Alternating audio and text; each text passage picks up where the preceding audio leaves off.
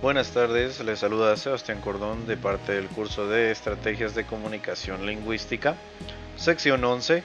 Esta clase es impartida por el licenciado Luis Alfredo Aguilar Contreras. En esta ocasión vamos a leer el capítulo 9 de Don Quijote de la Mancha. Capítulo 9, donde se concluye y da fin a la estupenda batalla que el gallardo vizcaíno y el valiente manchego tuvieron. Dejamos en la primera parte de esta historia el valeroso vizcaíno y el famoso Don Quijote con las espadas altas y desnudas, en guisa de descargar dos furibundos pendientes, tales que si en lleno se acertaban, por lo menos se dividirían y fenderían de arriba a abajo y abrirían como una granada.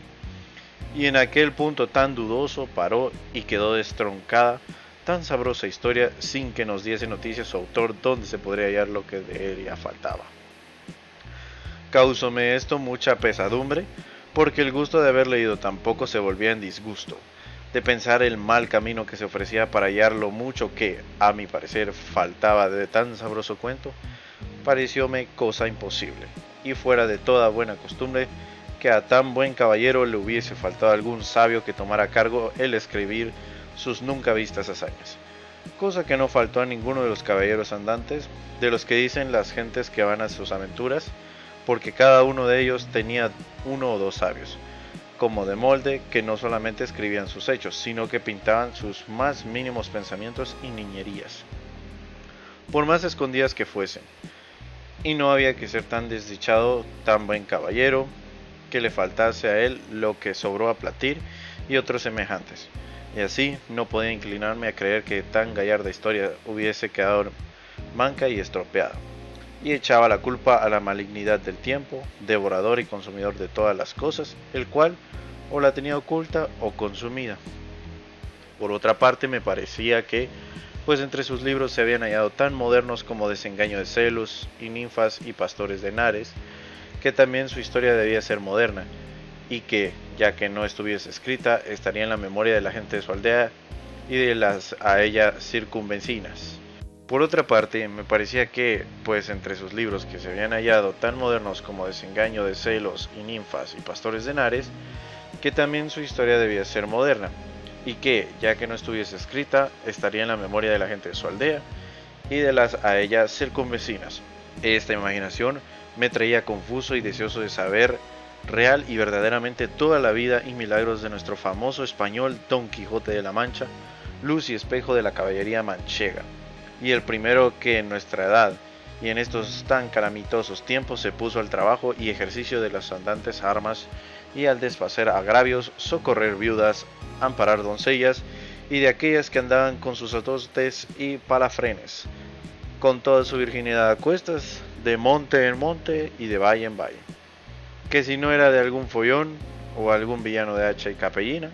o algún descomunal gigante las forzaba, doncella hubo en los pasados tiempos que, al cabo de 80 años, que en todos ellos no durmió un día debajo de tejado.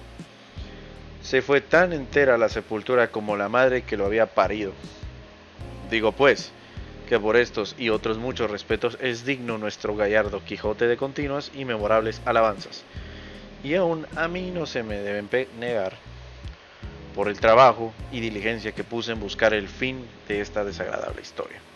Aunque bien sé que si el cielo, el caso y la fortuna no me ayudarán, el mundo quedará falto y sin el pasatiempo y gusto de bien casi 2 horas podría tener el que con atención lo leyere. Paso, pues, el hallarla en esta manera. Estando yo un día en la Alcana de Toledo, llegó un muchacho a vender unos cartapacios y papeles viejos a un cedero. Y como soy aficionado a leer, aunque sean los papeles rotos de las calles, llevado de esta mi naturaleza e inclinación, tomé un cartapacio de los que el muchacho vendía y vilé con caracteres que conocí ser arábicos. Y puesto que aunque los conocía no los sabía leer, anduve mirando si parecía por allí algún morisco alijamado de los que leyese, y no fue muy dificultoso hallar intérprete semejante, pues aunque le buscara de otra mejor y más antigua lengua, le hallara. En fin, la suerte me disparó uno que, diciéndole mi deseo y poniéndole el libro en las manos, le abrió por medio y leyendo un poco en él, se comenzó a reír. Pregúntele yo de qué se reía, y respondiéndome de una cosa que tenía aquel libro escrita en el margen por anotación. Díjele que me la dijese, y él, sin dejar la risa, dijo: está, como he dicho, aquí en el margen escrito. Esta Dulcinea del Toboso, tantas veces en esta historia referida, dicen que tuvo la mejor mano para salar puercos que otra mujer de toda la Mancha. Cuando yo oí decir Dulcinea del Toboso, quedé atónito y suspenso, porque luego se me representó que aquellos cartapacios contenían la historia de Don Quijote. Con esta imaginación le di prisa que leyese al principio, haciéndole ansí, volviendo de improviso al arábigo en castellano. Dijo que decía: Historia de Don Quijote de la Mancha, escrita por Cide Hamete Benengeli, historiador arábigo. Mucha discreción fue menester para disimular el contento que recibí cuando llegó a mis oídos el título del libro, y saltándoselo al cedero, compré al muchacho todos los papeles y cartapacios por medio real, que si él tuviera discreción y supiera lo que yo los deseaba, bien se pudiera prometer y llevar más de 6 reales de la compra. Apártame luego con el morisco por el claustro de la iglesia mayor, y roguéle me volviese aquellos cartapacios. Todos los que trataban de Don Quijote en lengua castellana, sin quitarles ni añadirles nada, ofreciéndole la paga que él quisiese. Contentóse con 2 arrobas de pasas y 2 fanejas de trigo, y prometió de traducirlos bien y fielmente y con mucha brevedad. Pero yo, por facilitar más el negocio y por no dejar de la mano tan buen hallazgo, le truje a mi casa, donde en poco más de mes y medio la tradujo toda, del mismo modo que aquí se refiere. Estaba en el primer cartapacio pintada muy al natural la batalla de Don Quijote con el vizcaíno, puestos en la misma postura que la historia cuenta. Levantadas las espadas, el uno cubierto de su rodela, el otro de la almohada, y la mula del vizcaíno tan al vivo, que estaba mostrando ser de alquiler a tiro de ballesta. Tenía a los pies escritos el vizcaíno un título que decía Don Sancho de Aspetia,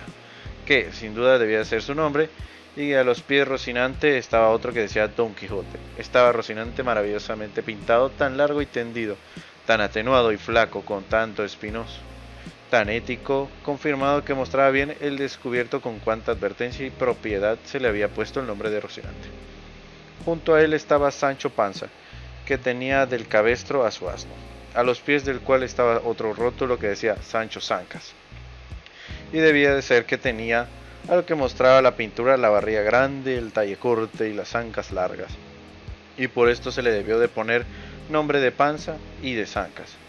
y que con estos 2 sobrenombres le llamas algunas veces la historia.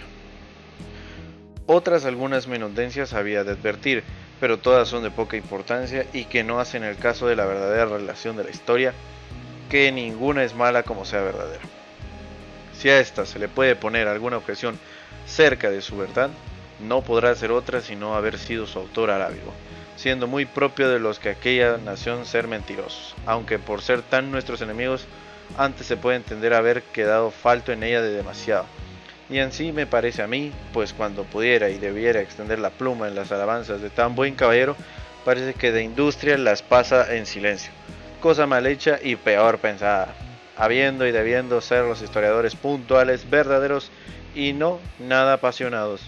y que ni el interés ni el miedo, el rencor ni la afición no les hagan torcer del camino de la verdad, cuya madre es la historia,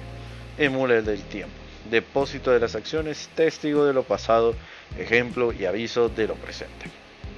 advertencia de lo porvenir. En esta sé que se hallará todo lo que se acertare a desear en la más apacible, y si algo bueno en ella faltare, para mí tengo que fue por culpa del galgo de su autor, antes que por falta del sujeto. En fin, su segunda parte, siguiendo la traducción, comenzaba de esta manera: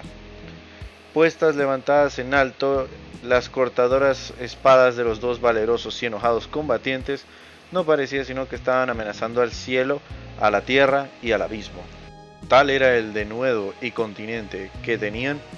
y el primero que fue a descargar el golpe fue el colérico vizcaíno, el cual fue dado con tanta fuerza y tanta furia que, a no volvérsele la espada en el camino, aquel solo golpe fuera bastante para dar fin a su rigurosa contienda y a todas las aventuras de nuestro caballero. Mas la buena suerte que para mayores cosas le tenía guardado, torció la espada de su contrario, de modo que, aunque le acertó en el hombro izquierdo, no le hizo otro daño que desarmarle todo aquel lado, llevándole de camino gran parte de la celada. Con la mitad de la oreja que dio ello con espantosa ruina, vino al suelo dejándole muy maltrecho. ¡Válame Dios! ¿Y quién será aquel que buenamente pueda contar ahora la rabia que entró en el corazón de nuestro manchego viéndose parar de aquella manera? No se diga más, sino que fue de manera que se alzó de nuevo en los estribos y apretando más la espada con las dos manos, con tal furia descargó sobre el vizcaíno, acertándole de lleno sobre la almohada y sobre la cabeza, que, sin ser parte tan buena defensa, como si cayera sobre él una montaña, comenzó a echar sangre por las narices y por la boca y por los oídos, y a dar muestras de caer de la mula abajo, de donde cayera sin duda, si no se abrazara por el cuello, pero con todo eso sacó los pies de los estribos y luego soltó los brazos y la mula, espantada del terrible golpe, dio a correr por el campo y a pocos corcovos dio con su dueño en tierra. Estábaselo con mucho sosiego mirando a Don Quijote, y como lo vio caer, saltó a su cabello y con mucha ligereza se llegó a él, y poniéndole la punta de la espada en los ojos, le dijo que se rindiese, si no, que le cortaría la cabeza. Estaba el vizcaíno tan turbado que no podía responder palabra, y él lo pasara mal, según estaba ciego Don Quijote. Si las señoras del coche, que hasta entonces, con gran desmayo, habían mirado la pendencia, no fueran a donde estaba, y le pidieran con mucho encarecimiento les hiciese tan gran merced y favor de perdonar la vida de aquel su escudero, a lo cual Don Quijote respondió con mucho entono y gravedad: por cierto, fe hermosas señoras, yo soy muy contento de hacer lo que me pedís, mas ha de ser con una condición y concierto, y es que este caballero me ha de prometer de ir al lugar del Tobosco y presentarse de mi parte ante la sin par doña Dulcinea, para que ella haga de lo que más fuere de su voluntad. Las temerosas y desconsoladas señoras, sin entrar en cuenta de lo que Don Quijote pedía, y sin preguntar quién Dulcinea fuese, le prometieron que el escudero haría todo aquello de su parte le fuese mandado. Pues en fe de esa palabra yo no le haré más daño, puesto que me lo tenía bien merecido. Palabras novedosas o importantes. Fermosas. Es un adjetivo que significa hermoso. Aljamiado. Es un adjetivo que hablaba la aljamia, escrito en aljamio. Y fendiente. Golpe que con la espada u otra arma cortante se tiraba o daba de arriba a abajo.